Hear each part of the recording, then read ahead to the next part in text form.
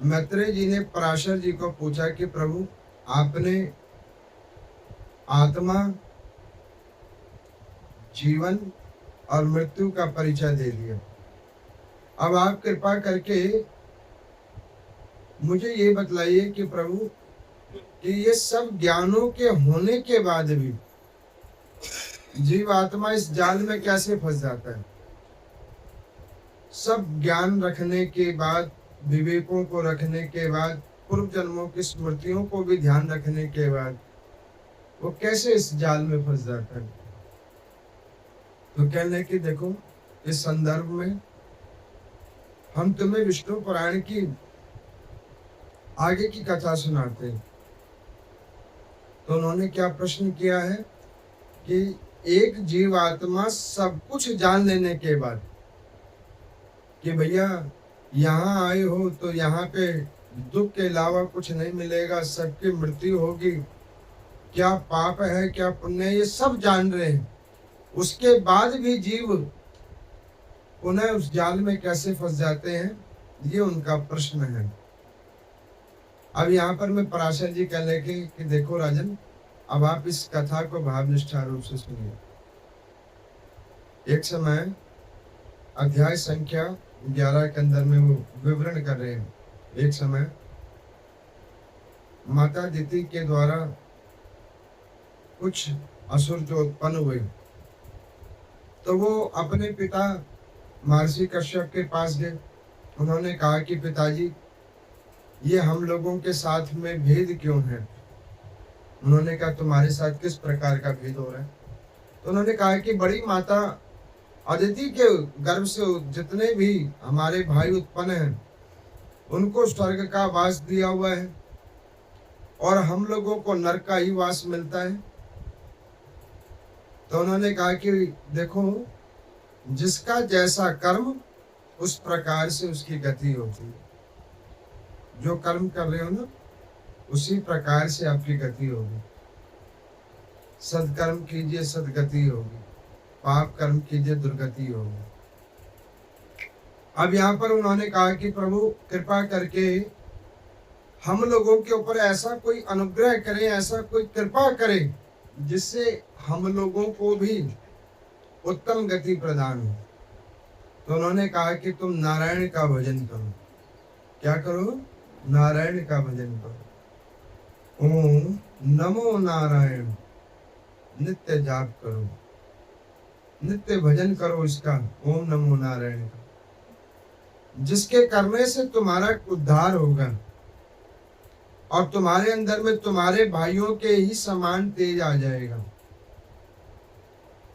अब ये बात उन असुरों के मन में बैठ गई। अब उन्होंने क्या किया? नारायण भगवान का भजन करना प्रारंभ किया। खूब भजन किया, खूब भजन किया। अब भजन करके उन्होंने नारायण भगवान की कृपा से इंद्र के समान, देवताओं के समान अपने अंदर में शक्ति को उत्पन्न कर लिया और वो स्वर्ग के ऊपर जाकर बैठ गए। उस अमरावतीपुर के अंदर में जाकर वो वास करने लगे। इंद्रादिक देवी देवता गणों को वो पुर छोड़ना पड़ गया। अब वो सारे गए और जाकर उन्होंने नारायण भगवान को कहा कि प्रभु, ये हमसे कौन सा ऐसा अपराध हुआ जिसके फल स्वरूप ये हमारी गद्दी हमारे हाथों से छूट गई?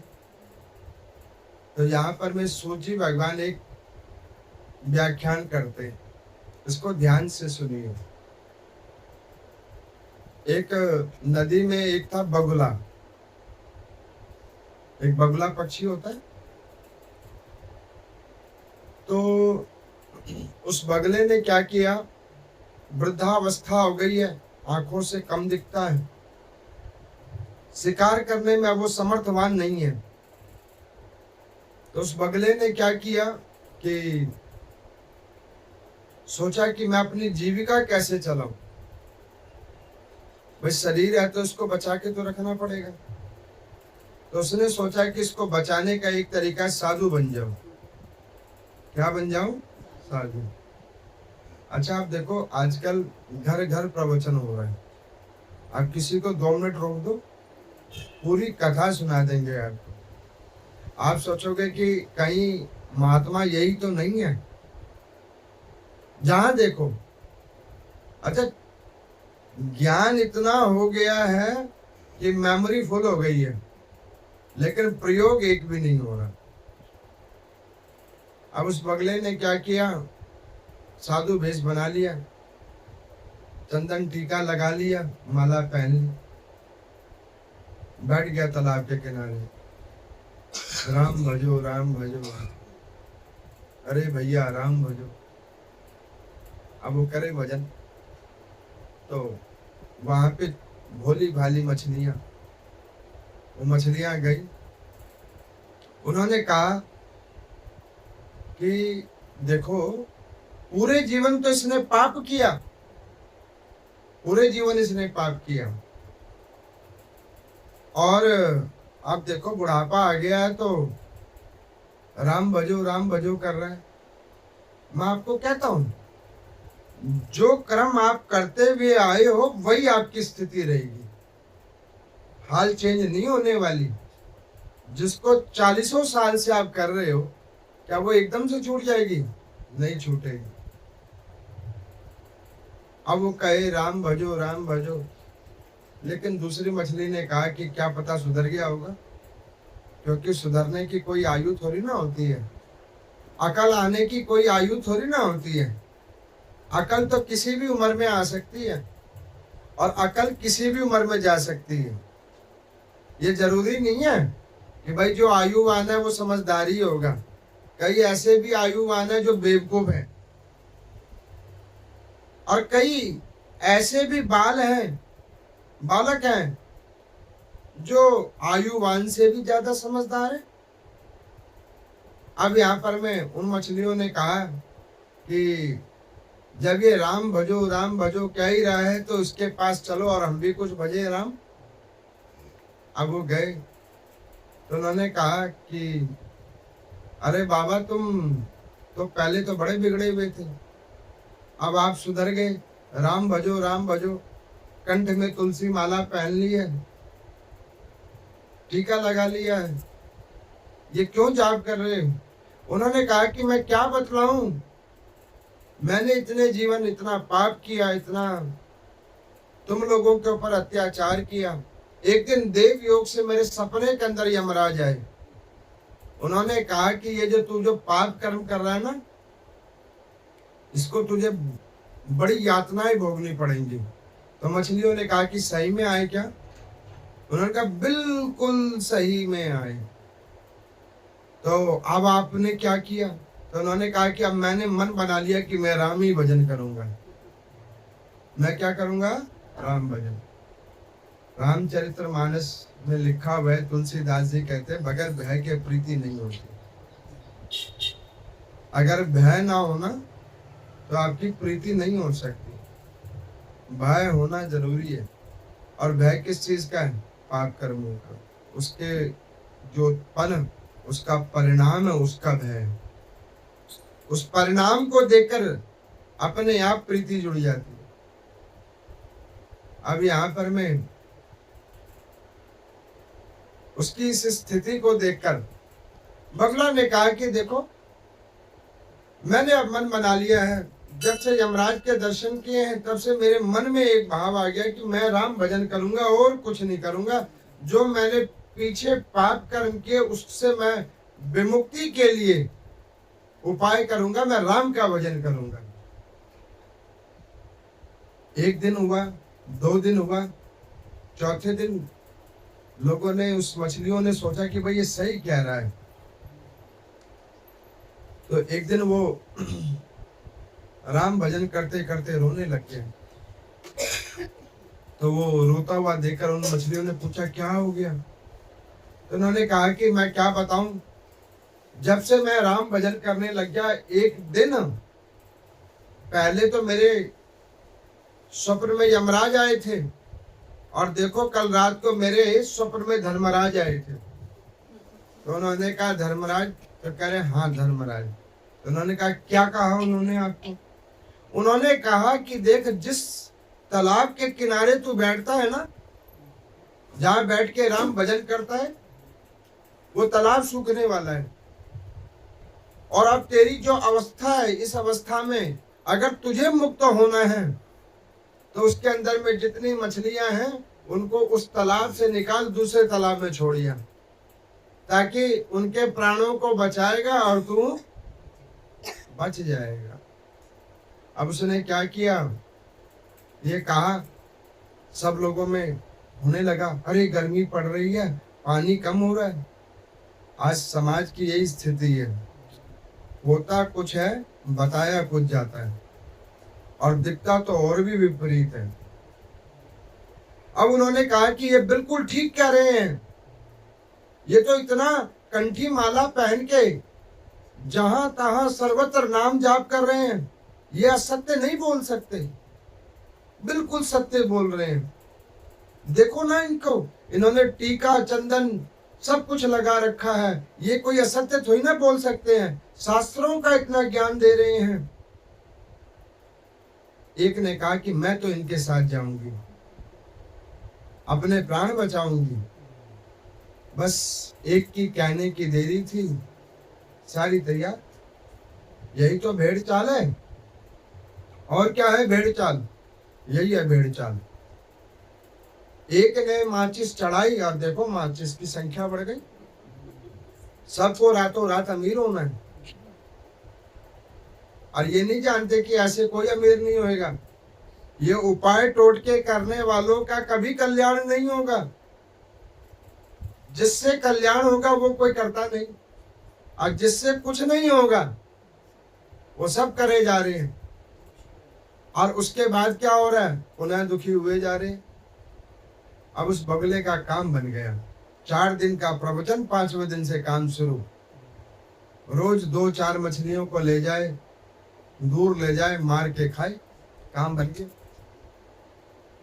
उसी नदी के अंदर में केकड़ा था, उसने सोचा कि भैया ये जो इधर से लोग उधर जा रहे हैं, पता तो करें उधर कुछ हो रहा है कि नहीं हो रहा।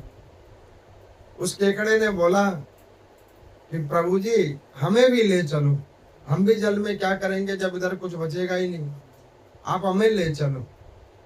तो उन्होंने कहा कि पहले इनको ले जाऊंगा तब तुमको। कह रहे नहीं नहीं, इनको छोड़ दो, पहले मेरे ऊपर कृपा कर दो, मेरी तो और भी हालत जर्जर है। तो उन्होंने कहा कि ठीक है। बगले ने मन में सोचा, रोज मछली खा के दुखी था, आज केकड़ा ही सही, बिठा लिया अपने पीठ के ऊपर में, लेके चला। देखा, जिस शिला पे लेके आया उसने देखा यहाँ तो इतनी सारी अस्थियां पड़ी हुई हैं। उन्होंने पूछा महाराज ये कौन सा तालाब है जहाँ पे अस्थियां पड़ी है?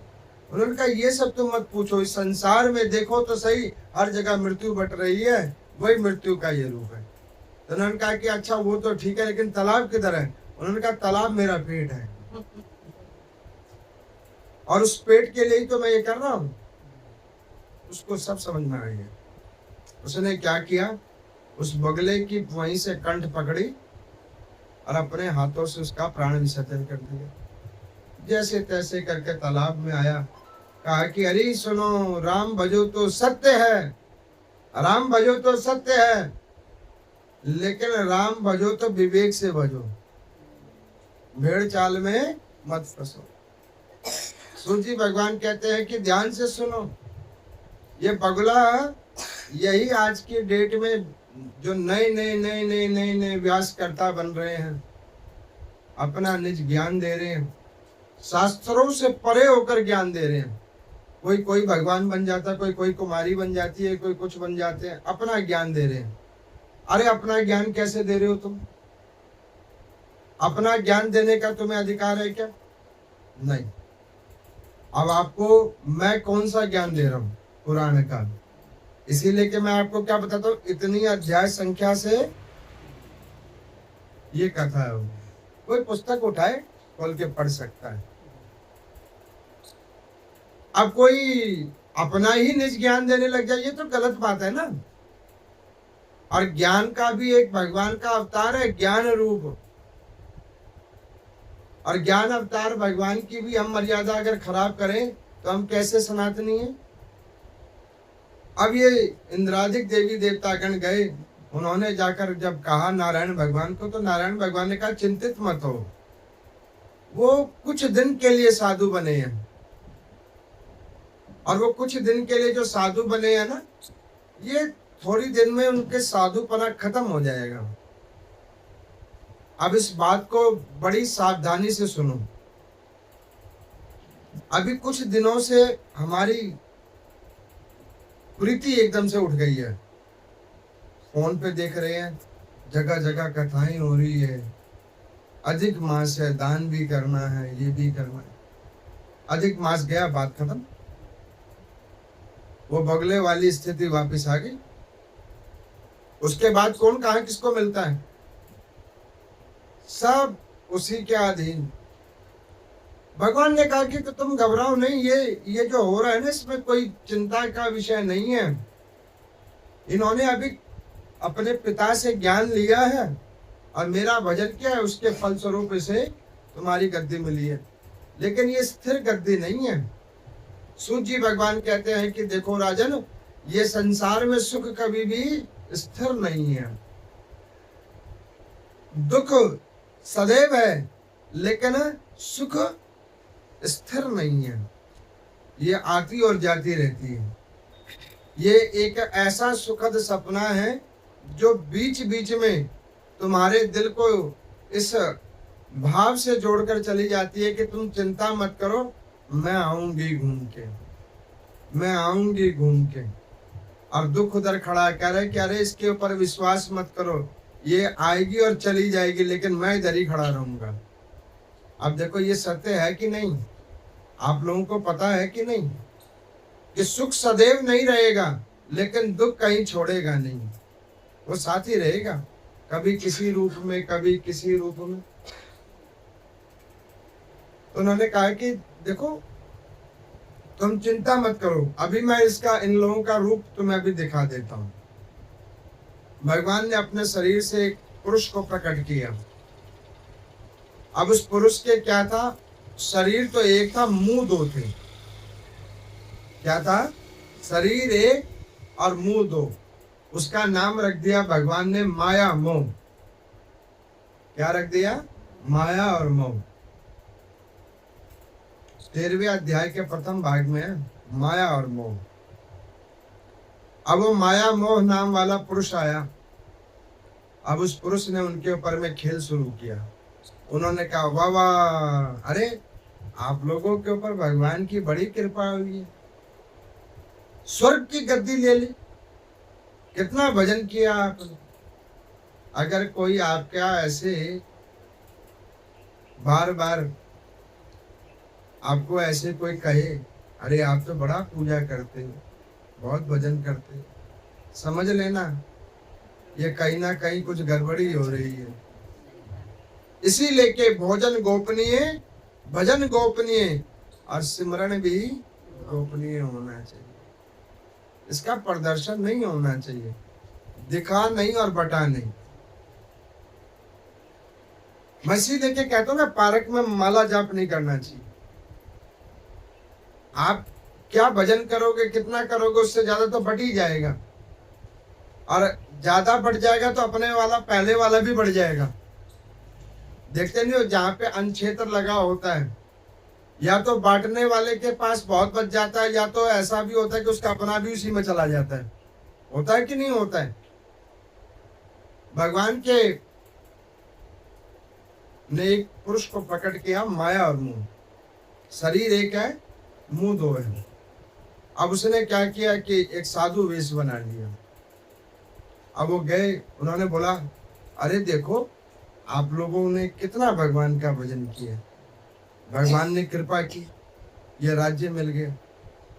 अब देखो तुम सब लोगों ने तुलसी की माला पहन रखी है, इतना नाम जाप करते हो, तुम्हारे पिताजी इतने ज्ञानी, उसके तुम इतने ज्ञानी बच्चे हो, तुमने अपने भाइयों को निकाल दिया और तुमने उनसे आगे निकल गए। अरे तुमसे ज्यादा ज्ञानी कौन है? अब उनकी प्रशंसा पे प्रशंसा, प्रशंसा पे प्रशंसा। अपनी प्रशंसा को सुनकर और प्रफुल्लित होकर उन्होंने उसको अपनी गद्दी पे भी ले आए। आओ महाराज, अरे आप आओ, आप जैसे ही विद्वान की तो जरूरत थी हमें। अच्छा देखो, एक बार मेरे को किसी ने पूछा कि पंडित जी, घर में कला कलेश ज्यादा हो और उसको हाल शांत करना हो तो उसका कोई उपाय हो, कोई मंत्र जाप हो, कोई हवन हो, कोई यज्ञ हो, कोई व्रत हो, कोई दान हो, जिससे हाल शांति हो जाए। मैं क्या, किससे होता है तुम्हारा कलेश? कहने लगे कि ये मत पूछो किससे होता है, बस हो जाता है, सबसे ही हो जाता है। मैं क्या, फिर भी सबसे किससे होता है? तो कहने लगे कि शुरुआत पत्नी से होती है, खत्म बच्चों को हो जाती है। मैं क्या, फिर तुमने एक काम करना है, जब भी तुम्हारी पत्नी से तुम्हारी लड़ाई शुरू हो उसी वक्त तुम कह दो उसको, अरे आप बहुत अच्छे लगते हो। बस इतना कह दो, लड़ाई बंद हो जाएगी। वहीं पे लड़ाई बंद हो जाएगी, आगे लड़ाई बढ़ेगी नहीं। क्यों? क्योंकि जिसको अपनी प्रशंसा सुनने की आदत हो गई है, और अगर आप उसको उसकी प्रशंसा हाल उसके मुख पे कर दोगे तो वो उसको हाल शांति हो जाएगी, वो अपने विषयों को भूल जाएगा और वो प्रशंसा वाली बात को ध्यान कर लेगा। अब वो भगवान के अंतरात्मा से प्रकट माया मोह उन दानवों की प्रशंसा करने लगे, असुरों की प्रशंसा करने लगे।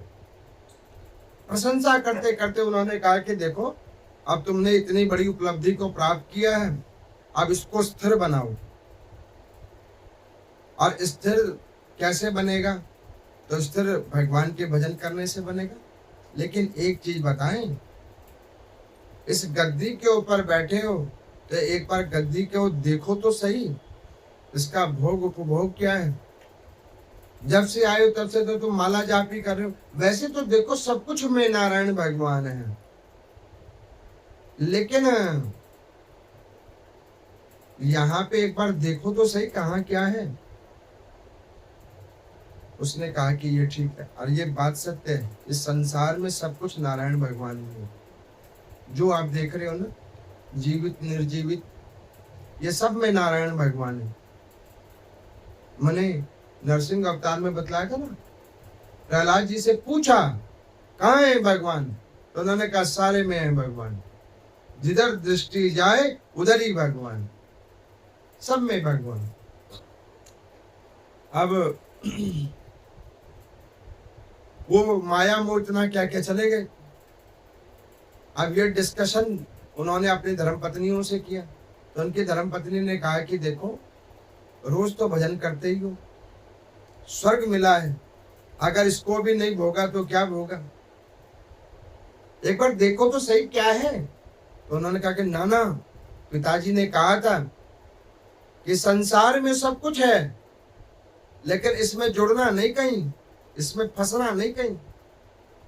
उस तोते को सब समझाया कि बिजली के तार पे मत बैठना, करंट लग जाएगा। और वो तोते को देखो, वो उसी के ऊपर बैठ गया और कह रहा है कि तार पे बैठना नहीं, करंट लग जाएगा।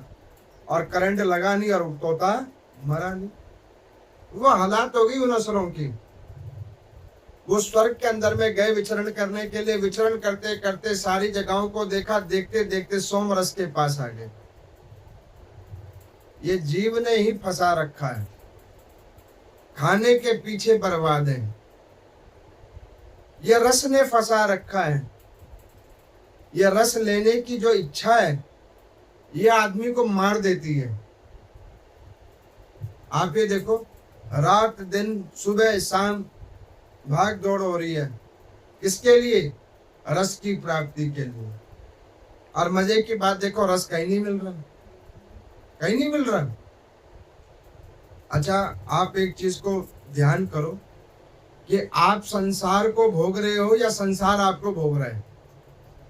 आप ध्यान से सोचना मेरी बात को, कि आप संसार को भोग रहे हो या संसार आपको भोग रहा है। तो आप सोचोगे कि नहीं, हमने कर्म किया है, कर्म से धनोपार्जन किया है और उससे हम संसार की वस्तुओं का भोग कर रहे हैं। लेकिन ये सोचना गलत है, वो वस्तु तुम्हें भोग रही है, तुम्हारे दिमाग में बैठकर भोग रही है। उस वस्तु का इतना प्रभाव हो गया तुम्हारे मस्तिष्क में, जिसने उस विषय रूपी भोग को उत्पन्न किया और वो तेरे मस्तिष्क में चढ़ गया और वो तुम्हें भोगना शुरू कर गया। और वास्तविकता ये है कि संसार को हम नहीं भोग रहे, संसार हमें भोग रहा है। और वो क्या भोग रहा है हमें? हमारी आयु खाए जा रहा है, शरीर खाए जा रहा है। खाए जा रहे हैं कि नहीं खाए जा रहे हैं? और उसके पीछे हम भागे जा रहे हैं। अच्छा, उसका भोगना नहीं रुक रहा और हमारा भागना नहीं रुक रहा। किसी को पूछो क्यों दुखी हो, पता नहीं। मान के चलो कोई ये कहे कि भाई आप बूढ़े हो गए हो, प्रौढ़ावस्था आ गई है आप लोगों की, क्यों इतने मारे मारे फिर रहे हो? अरे बैठो भजन करो। करेगा कोई आप में से? नहीं। सुनेगा सब, करेगा कोई नहीं। क्यों? क्योंकि मन में जो है वो माया मोह का जो रूप है ना, वो बैठा हुआ है। गर्मी हो रही है, आइसक्रीम खा के देखें, उस जगह पे घूमने जाएं, उस जगह करने जाएं, ये करें वो करें। ये संसार हमें भोग रहा है, जो हमें भजन नहीं करने दे रहा है। अब वो माया मोह ने क्या किया? स्वर्ग घुमाया, स्वर्ग के अंदर सोम रस के पास आए। उस तरल पदार्थ को देखकर उस असुरों ने कहा कि भैया ये जो यहाँ पड़ा हुआ है सोम रस, ये क्या है? ये देखने में तो बड़ा अजीब सा दिख रहा है, इसमें से तो कुछ निकल रहा है, कोई फ्रेग्रेंस आ रही है, इसको टेस्ट करके देखना चाहिए। अब एक बार जो टेस्ट किया, बस बंदा फंस गया। मैं भी आपको कह रहा हूं, इस संसार में किसी भी चीज को टेस्ट करना शुरू करो और फंसना शुरू करो। टेस्ट किया नहीं और फंसे नहीं। इसीलिए के संत महात्मा गुरुजन कहते हैं कि भगवान का बनाया हुआ संसार में सब कुछ ठीक है, जो वो कर रहे हैं वो सब ठीक है।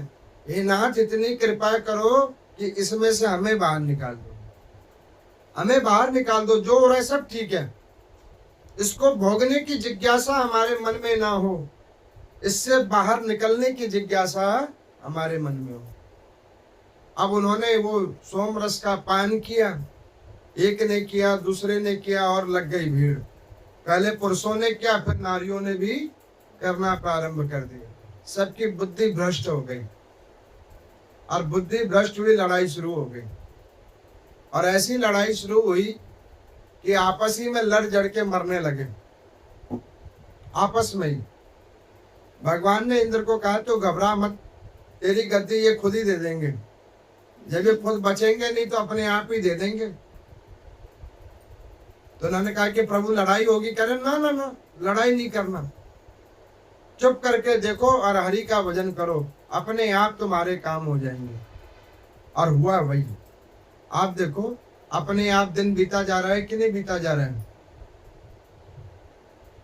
हमने 17 तारीख को कथा शुरू की थी, आज 27 तारीख हो गई कि नहीं हो गई? समय बीतता जा रहा है।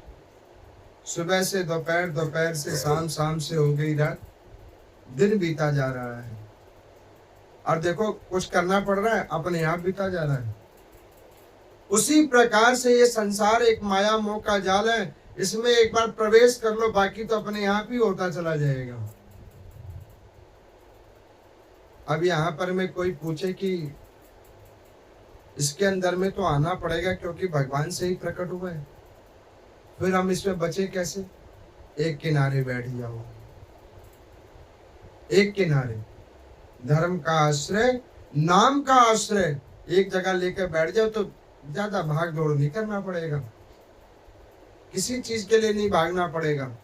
ना किसी को छुओ, ना किसी को देखो, ना किसी को सुनो, ना किसी को चखने की जिज्ञासा रखो, ना किसी विषय में, ना किसी वस्तु की आसक्ति में। अपने आप तुम एक किनारे, जहां से आए थे वहीं से बाहर निकल जाओगे, बस एक किनारे बैठ जाओ। लेकिन हमारी देखो स्थिति, एक किनारे ही तो नहीं बैठते, सब जगह घूमना। एक विद्वान कहते हैं आए हैं तो सब भोग लें, कहीं मरने के बाद ये तो नहीं रहेगी मन में कि आए थे, था भी और भोगा भी नहीं। अरे उन विद्वान को मैं कह रहा था कि भैया तुम क्या भोग रहे हो, तुम भोग भोग कुछ नहीं रहे हो, तुम्हारी बुद्धि हो गई है खराब। जिसको तुम सोच रहे हो कि तुम उसे भोग रहे हो वो वास्तविक में तुम्हें भोग रहा है। उसने मन में जगह बना ली है और तुम्हारे कर्म में भाग ले रहा है, तुम्हारे पुण्यों को खा रहा है और आयु उसमें खपी जा रही है और तुम्हें लग रहा है कि तुम भोग रहे हो। अब उस माया मोह के प्रभाव से वो असुरों ने क्या किया, खुद ही सब कुछ उस सोम रस के प्रभाव से सब कुछ को खा पी के खुद ही में समाप्त कर लिया, एक दूसरे को खुद ही मार लिया। जब एक दूसरे को खुद ही मार लिया, इंद्रादिक देवी देवतागण बगैर युद्ध के ही युद्ध जीत गए। हम वो खिलाड़ी हैं जो मैदान में गए बगैर ही मैच हार के आ गए हैं। हम लोग वो खिलाड़ी हैं, मैदान में तो उतरे ही नहीं, उससे पहले स्टेडियम के बाहर ही मैच हार के आ गए। कैसे? कर्मों के चक्कर में, माया मोह के चक्कर में। अब यहाँ पर मैं पराशर जी ने मैत्रेय जी को कहा कि देखो हे मुनि, इस प्रकार से देवताओं का विजय हुआ और असुरों का पराजय हो गया माया मोह की वजह से। तो उन्होंने कहा कि प्रभु फिर ये माया मोह कहाँ गए? तो उन्होंने कहा उसके बाद ये माया मोह नाम वाले पुरुष इन्होंने दो रूप बना लिए। अभी क्या था, एक शरीर और दो मुंह, अब वो हो गया दो रूप, एक पुरुष और एक स्त्री। माया पुरुष और स्त्री मोह हो गई। अब ये दोनों घूमने लगे मृत लोक के ऊपर में, सबके अंदर ये घुस गई। अब आप देखो आपकी जान कहाँ फंसी है? घर में। अच्छा घर में किधर फंसी है? बच्चों में। अच्छा बच्चों से भी ज्यादा किधर फंसी है? अपने शरीर में फंसी है कि नहीं फंसी है? अच्छा ये मन कह रहा है और आत्मा क्या कह रही है? इनमें से कोई साथ नहीं देगा। देगा क्या? ना घर ना बच्चे, अंतगत्वा अपना शरीर, ये भी साथ नहीं देगा। उचित समय पे ये भी तुम्हें छोड़ के चलता बनेगा। और देखो बुद्धि हमारी, फिर भी मन वहीं लटका हुआ है। अब यहाँ पर मैं अध्याय संख्या 14 में पूछने लगे कि सबसे पहले माया और मोह का प्रभाव किसके ऊपर हुआ मृतलोक में? तो यहाँ पर मैं विष्णु पुराण के अंदर में अब यहाँ कथा सुना रहे महाराज सतधनु, उनकी धर्म पत्नी सेव्या जी की, उनके ऊपर में सबसे पहला प्रभाव हुआ। कल है कि एक दिन देव योग से विष्णु के परम भक्त, नारायण परम भक्त महाराज सतधनु, धर्म परायण उनकी धर्म पत्नी, दोनों ने नियम उठाया, ज्येष्ठ मास के पवित्र मास का नियम उठाया कि पवित्र मास के अंदर में एक समय अन्न लेकर नारायण का भजन करेंगे, पुण्यों का संचय करेंगे, पापों से दूरी बनाएंगे। तो राजा ने क्या किया, प्रातः काल ब्रह्म मुहूर्त में स्नान किया। स्नान करने के बाद ध्यान भजन करते के साथ नदी के किनारे निकले। तो वहां पर में कुछ समूह के अंदर में सब लोग एकत्रित होकर भगवान की चर्चा कर रहे थे। राजा के मन में भाव आया कि पवित्र मास है, नारायण चर्चा हो रही है, भगवत चर्चा हो रही है, तो उस चर्चा को सुनने के लिए अवश्य जाए।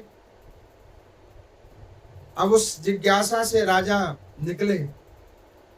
अब निकले तो वहां पर में नाम तो भगवान का और काम अपना हो रहा था। भगवान के नाम के पीछे अपना काम हो रहा था। वो कैसे? अब आप उसको समझो। आजकल ये जितने छोटे छोटे संप्रदाय बन गए ना, जो अपना धर्म बताते हैं, हम ये वाले हैं, हम वो वाले हैं और कहाँ कहाँ वाले हैं, उन्होंने आश्रय तो भगवान का ही लिया हुआ है। क्योंकि मैंने आपको बतलाया था ना चतुर्थ दिवस की कथा में कि मूलभूत प्रकृति में केवल और केवल नारायण भगवान है। यहाँ जो भी कुछ है वो नारायण का है, और बगैर नारायण के सहारे किसी जीव का कल्याण नहीं है। आश्रय तो उसी का लेना पड़ेगा, चाहे मन से चाहे अमन से। ये एक मैंडेटरी है। अब यहाँ पर मैं वो राजा साहब वहां रुक गए 2 मिनट। अब वो रुक गए वहां पर में, और वहां पर में उन्होंने एकादशी का उपाख्यान हो रहा था जो आज है। अब उस एकादशी तिथि का उपाख्यान हो रहा था कि एकादशी तिथि के अंदर में तुलसी के अंदर में जल नहीं दिया जाता है, तुलसी के पत्ते को नहीं तोड़ा जाता है, क्योंकि उसकी तो पूजा होती है। आजकल ये नया ज्ञान इंस्टाग्राम पे चल रहा है, यूट्यूब पे। मेरे को किसी ने बोला कि पंडित जी एकादशी को तो तुलसी के पौधे को छूना नहीं चाहिए, जल नहीं देना चाहिए, आपको क्या पता है? मैं कहा बिल्कुल राइट, बिल्कुल ठीक कहा, मुझे क्या पता है? जब तुम्हें सब पता है तो फिर मुझसे क्या पूछने आए हो या मुझे बताने आए हो? अरे मूर्ख आदमी, तुलसी वाले एकादशी वाले दिन तो तुलसी के वृक्ष में जल दिया जाता है, उसका पूजन होता है, और पत्र जो हो वो नारायण को चढ़ाया जाता है। लेकिन द्वादशी तिथि के ऊपर में स्पर्श नहीं किया जाता, जल नहीं दिया जाता। एक व्यक्ति कहते बृहस्पतिवार को नारायण का दिवस होता है, उस दिन तुलसी नहीं तोड़ना चाहिए। उपाख्यान करके हमें सुना रहे। मैं क्या प्रभु, मुझे तो लग रहा है ये जो 4 वेद भगवान के द्वारा निर्मित हुए और 18 पुराण बने, उसमें तुम्हारी संख्या कुछ कम रह गई थी, जो तुम आए और उसमें एक ये नई और संख्या सुना रहे हो। तो ऐसे ऐसे मूर्खों के ज्ञान से क्या होता है, अपना ज्ञान भी खत्म हो जाता है। इसलिए कि मूर्खों का संग नहीं करना चाहिए। अब वो राजा गलती से मूर्खों के संग में फंस गया। अब उस मूर्खों के संग में फंसा और उसके बातों को ऐसा उसने सुना, ऐसा प्रभाव पड़ गया राजा के ऊपर में उन मूर्खों का। राजा ने सत्कर्म छोड़ा और उस मूर्खों का साथ पकड़ लिया। हमारी मंदिर में एक श्रद्धालु थी, ये आपको मैं रियलिटी वाली बात बता रहा हूँ, प्योर रियलिटी। अभी भी है वो श्रद्धालु, सुबह शाम इतना भजन करे, इतना पूजन करे। अब ऐसे ही कुछ माया मोह के नाम वाले पुरुष स्त्री ने उसके ऊपर प्रभाव डाला। भगवान का पूजा पाठ छोड़ घर से मंदिर ही बाहर निकाल दिया। अरे वाह, सब छोड़ छाड़ के, और उसने सबको त्याग करके धर्म ही छोड़ दिया और उस धर्म को पकड़ लिया जिसका कोई सर और पैर नहीं है। कहने लगे मन को शांत कर रहे हैं। मैं क्या, वो मन को शांत नहीं कर रहे हैं, तुझे तेरे मार्ग से बाहर निकाल रहे हैं। भगवान ने सौभाग्यवान जीवों को सौभाग्यवान वस्त्र दिए हुए, वो श्वेत वस्त्र पहन के घूमे। मैंने देखा, अच्छा ये बात अलग है कि उसने धर्म चेंज कर लिया, लेकिन कभी कभी देखे तो हमारे प्रति उसका सम्मान है, जहाँ आए तो वो देख के प्रणाम करे। लेकिन अब हमें उनसे मिलने की जिज्ञासा नहीं। जिसने धर्म छोड़ दिया उसने सब कुछ छोड़ दिया। कभी भी अपना धर्म का त्याग नहीं करना चाहिए, अपने परिवार का त्याग नहीं करना चाहिए, अपने समाज का त्याग नहीं करना चाहिए। देखा ना अजामिल ने क्या किया, घर छोड़ा नहीं, समाज छोड़ा नहीं और दुर्गति हो गई। नहीं करना चाहिए। अब राजा से गलती हो गई। वो कथा बड़ी अच्छी लगी, उनका ज्ञान अच्छा लगा, और उस ज्ञान के पीछे उसने नारायण पूजा छोड़ दी। पत्नी ने खूब समझाया, ये आप गलत कर रहे हो, हम तो नारायण के पूजन करने वाले जीव थे, नारायण की चरणों में प्रीति लगाने वाले जीव थे, ये आप क्या कर रहे हो, ये किन की बातों के ऊपर में अमल कर रहे हो? राजा समझाता रहा, रानी को समझ नहीं आया, रानी ने भी खूब समझाया, वो राजा को समझ नहीं आया। देव योग से राजा की अकाल मृत्यु हुई। अकाल मृत्यु हुई, अकाल मृत्यु हुई तो वो यम के पास पहुंच गए। राजा ने कहा कि महाराज आपके पास कैसे आ गए? हमने तो पहले खूब भजन किया था। उन्होंने कहा कि यस, तुमने पहले खूब भजन किया था, लेकिन अंतिम समय में तुमने क्या किया? धर्म को छोड़ दिया। ये कोई मौखिक कथा नहीं है, विष्णु पुराण की कथा है, तृतीय अंश के 15 और 16वें अध्याय में। कोई भी इस पुस्तक को पढ़ सकता है और ये सत्य कथा है, इसमें कोई भी चीज मिथ्या नहीं है। और मैं आपको बतलाता हूं, जितने संप्रदाय हैं ये मिथ्या हो सकते हैं, लेकिन सनातन धर्म मिथ्या नहीं है। उनकी अपनी ज्ञान पुस्तिकाएं मिथ्या हो सकती है, लेकिन वेद व्यास जी के द्वारा रचित ये 18 पुराण कभी मिथ्या नहीं हो सकते। ये पूर्ण सत्य हैं और इस पे विश्वास करना चाहिए, क्योंकि इसी में भगवान है। इसीलिए इनका एक नाम क्या है? पुराण पुरुषोत्तम। बोले पुराण पुरुषोत्तम भगवान की जय। क्योंकि इनके अंदर में भगवान है और भगवान मिथ्या नहीं हो सकते। यमराज को पूछा कि भैया ऐसे क्यों हो गए? उन्होंने कहा कि राजा तुमने भजन तो पहले बहुत किया, सब कुछ बहुत किया, लेकिन अंतिम समय में धर्म का साथ छोड़ दिया और अधर्म रूपी धर्म को पकड़ लिया तुमने। उन्होंने कहा कि अब क्या होगा? उन्होंने कहा कि अब वो अधर्म रूपी धर्म का जो तुमने साथ पकड़ा उसको तुम्हें भोगना पड़ेगा। तो उन्होंने कहा कि वो अब कैसे भोगेगा? उन्होंने कहा कि अब तुम्हें 6 निम्न योनियों में जाना पड़ेगा, 6। लेकिन उसके दूसरी ओर रानी ने नहीं अधर्म का साथ दिया। वो जान गई थी कि राजा फंस गया है गलत जगह, लेकिन उसने अधर्म का साथ नहीं दिया। पति मरा, उसके साथ वो सती हो गई। उसने धर्म का साथ दिया और वो सती हो गई। अब वो काशीपुरी नगरी में उस राजा के यहाँ कन्या के रूप में पैदा हुई और इधर ये राजा कुत्ता बन गया उसी नगर में। अब रानी के पूर्व जन्मों के सत्कर्म, उस कुत्ते को देखा, उसको देखकर उसके मन में भाव आ गया, ये मेरे महाराज हैं, पता लग गया। मैंने पीछे कई बार कथाओं में आपको बताया था ना, ये जो आपकी प्रीति जग जाती है किसी में, इसका आपके साथ कोई संबंध है।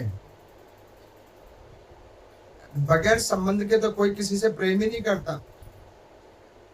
कोई हमारे इस आत्मा से जुड़ी हुई दूसरी आत्मा का कोई संबंध है, इसीलिए कि इसी ने किसी ना किसी रूप में आ गया है। अब देखो उस रानी से भी एक गलती हुई है। क्या?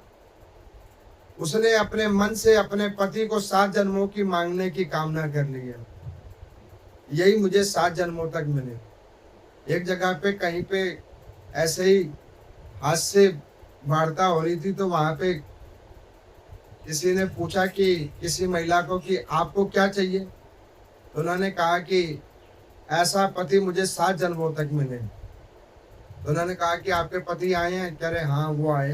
कह रहे कि उनसे पूछो क्या उनको चाहिए 7 जन्मों तक? तो उन्होंने पूछा कि हाँ जी महाराज, आपकी धर्मपत्नी ने तो कहा है ऐसा चाहिए, आप बताओ। तो उन्होंने कहा जी मुझे तो इसी वक्त अगर मुक्ति मिल जाए तो वो ठीक है, 7 जन्म कैसे झेला जाएगा? कहने की स्थिति क्या है, इस कर्मों की गठरी से इसी वक्त मुक्ति हो जाए तो ठीक है, ये झेला कैसे जाएगा? अब यहाँ पर मैं पहले वो कुत्ता बना, उसने देखा, उसका जैसे तैसे भरण पोषण किया, उसी आयु में वो कुत्ता मरा। कुत्ते के बाद सियार बना। उस रानी का एक ही काम भजन करे और अपने पति को ढूंढे। सियार की योनि से उसको मुक्त कराया। सियार की योनि के बाद में सूकर बन गया सूकर प्रौढ़ावस्था हो गई रानी की। अब उसने उस समय विवाह नहीं करवाया, सूकर की सेवा करने लगी, उसको मुक्त कराया। फिर वो मरी, दूसरे राजा के यहाँ प्रकट हुई कन्या रूप में। इस जन्म में वो राजा फिर कौवा बन गया। अब उस कौवों को वो दाना देने लगी, पहचानती रही। फिर कौवे से वो गधा बना, अब उस गधे की वो सेवा करती रही और अंत में बना वो मोर। क्या बना? मोर। जब वो बना मोर तो वो रानी गई नारायण भगवान के पास, कहने लगी कि हे नाथ, इसके पीछे मैंने अपने 3 जन्म खपा दिए, इसके लिए नहीं सही मेरे लिए तो उसको मुक्त कर दो, इसके लिए नहीं सही मेरे लिए इसको मुक्त कर दो। इसीलिए के पति पत्नी का बंधन होता है, ये विषयों के लिए नहीं होता, ये धर्म का बंधन है। जहाँ में एक पुरुष धर्म साक्षी है और उसकी स्त्री धर्म साक्षी है, दोनों एक साथ धर्म के रूप में जुड़े हैं। जो धर्म को सर्वप्रथम भाग देकर अपना कल्याण, अपने परिवार का कल्याण, अपने समाज का कल्याण उस करने के ध्येय से वो आगे अग्रसर हुए। जो इसको छोड़कर विषयों को ध्यान करके अगर अपने गृहस्थ में प्रवेश करता है तो वो विषय उनको सोम के समान, सोम रस के समान उनका नाश करता है। अब इस प्रकार से वसंत धनु जी महाराज उस रानी के पुण्य कर्मों के प्रभाव से और अपने पूर्व जन्म के जो कुछ अवशेष पुण्य थे उसके फल स्वरूप वो मुक्त हुआ और अंत में वैकुंठ को प्राप्त हुआ। अब यहाँ पर मैं मैत्रेय जी ने पराशर जी को कहा कि प्रभु, ये मैंने कथा आपके मुख से सुन ली, अब इसका सार तत्व क्या है? तो उन्होंने कहा कि देखो, विष्णु पुराण की ये तृतीय अंश की जो कथा है, इसका सार तत्व क्या है कि इस संसार के अंदर में जो भी कुछ है ये भोगने के लिए नहीं है, इसको देखने के लिए नहीं है, इसमें प्रवेश करने के लिए नहीं है, इसका उपयोग सीमित करते हुए अपने कर्मों को भोगकर यहाँ से निकलने के लिए है, यहाँ पर बैठने और रुकने के लिए नहीं है। इसका सार तत्व यही है। आप लोगों को सार तत्व समझ में आ गया? तीसरे अंश का जो भगवान का आत्मिक स्वरूप है, भगवान ने ये तीसरा अंश में ये ज्ञान क्यों दिया? जो जीव ये सोचते हैं ना कि हमें मुक्त होना है और मुक्त होने का क्या सरल और सहज तरीका है, वो ये है, जड़ बन जाओ। क्या बन जाओ? जड़। किसी में प्रीति मत दिखाओ, किसी में आसक्ति मत करो। अपना घर है, परिवार है, काम करो जो आपका काम है, किसी में प्रीति मत दिखाओ, किसी में जुड़ो नहीं, बन जाओ जड़ और प्रीति एक जगाओ नारायण श्री चरणों में। उसके अलावा कहीं भी अपनी प्रीति मत जगाओ। अब आज अधिक मास का जो दान था उसमें दान था चीनी का, और कल के अधिक मास के दान में होगा जीरा।